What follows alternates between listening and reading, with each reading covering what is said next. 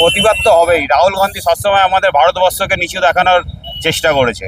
তার বিরুদ্ধে কালকে যেই ঘটনা ঘটেছে জাতীয় সঙ্গীত বন্দে মাতরম নিয়ে, যা ভঙ্গিমায় সোনিয়া গান্ধী রাহুল গান্ধী যে অবমাননা করেছে, ভারতবর্ষকে আমাদের বাইরের মানচিত্রের কাছে নিচু দেখানোর চেষ্টা করা হয়েছে। আজকে এটা অবস্থান বিক্ষোভ ছিল, কারণ আপনারা জানেন যে গতকাল আমরা 80তম স্বাধীনতা দিবস পালন করেছি এবং তার সাথে সাথে আমরা বীর শহীদদের প্রতি শ্রদ্ধা নিবেদন করেছি।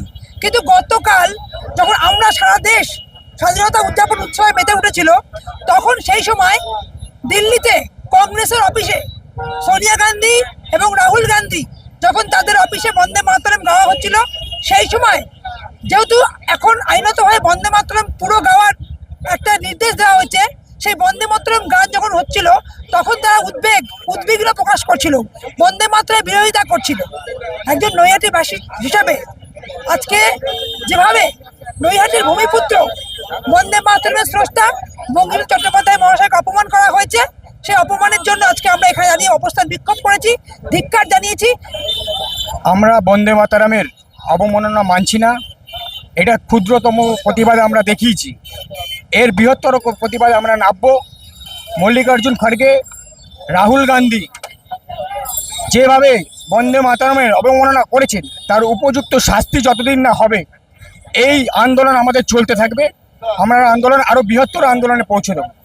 এইটা হচ্ছে আমাদের, আপনারা দেখেছেন যখন 80তম স্বতন্ত্রতা দিবসের উৎসবে সবাই ভারতবর্ষ কিন্তু মেতেছিল, তখন কিন্তু কংগ্রেসের বিরোধী দলনেতা এবং রাষ্ট্রীয় সভাপতি মল্লিকার্জুন খড়গে এনারা কিন্তু বন্দে মাতরমকে কিভাবে অপমানিত করেছেন এই পুরো ভারতবর্ষ দেখেছে। তার বিরুদ্ধে কিন্তু আজকে এই নৈহাটি বিধানসভা যুব মোর্চার প্রতিবাদ।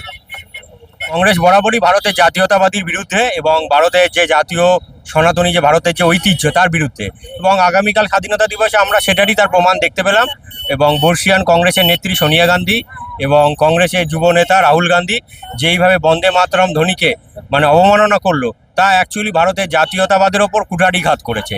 এবং রাহুল গান্ধীর এই দেশবিরোধী কার্যকলাপকে আমি ধিক্কার জানাই। দেখুন, এটা সাধারণ মানুষের প্রতিবাদ, কেবলমাত্র বিজেপি কর্মীরা ছিল তা নয়। আমরা বরাবরই দেখেছি যে কংগ্রেস এবং কমিউনিস্ট বিচারধারা যে পার্টি, তারা দেশের অপমানের মধ্যে দিয়ে নিজের রাজনৈতিক সত্তাটাকে দখল করতে চায়। সোনিয়া গান্ধী না, দেখুন, গান গাওয়া না গাওয়াটা পরের ব্যাপার। বন্দে মাতরমের ইতিহাসটাকে জানতে হবে। বন্দে মাতরমের যে লাইন তংহি দুর্গা দশপ্রধারিণী, যে লাইন যে স্ট্যাঞ্জা, সেটাকে বাদ দেওয়ার কথা মোহাম্মদ আলী জিন্নাহ এবং ইন্ডিয়ান মুসলিম লীগ বলেছিল। সোনিয়া গান্ধীকে আপনি যা দেখলেন ওটা হচ্ছে মোহাম্মদ আলী জিন্নাহ আত্মা ওনার ভেতরে ঢুকে গেছে এবং উনি মোহাম্মদ আলী জিন্নাহর কাজটাই উনি এগিয়ে নিয়ে যাচ্ছেন। মোহাম্মদ আলী জিন্নাহ যদিও পাকিস্তানে চলে গেছেন, কিন্তু কয়েকটা নিজের বংশ যে ভারতবর্ষে রেখে দিয়ে গেছেন, তাদেরই আমরা প্রতিফলন আজকে আমরা দেখতে পাচ্ছি। প্রতিবাদ দেখুন, আমরা প্রতিবাদের জন্য আমাদের নেতৃত্ব যেভাবে বলেছে আমরা রাস্তায় নেমেছি, বাকিটা তো মানুষ বুঝিয়ে দেবেই। মানুষ এখন রাষ্ট্রবাদ, জাতীয়তাবাদ, হিন্দুত্ববাদ, সনাতনী বিচারধারা নিয়ে বাংলা এবং গোটা দেশকে পরিচালনা করতে চায়।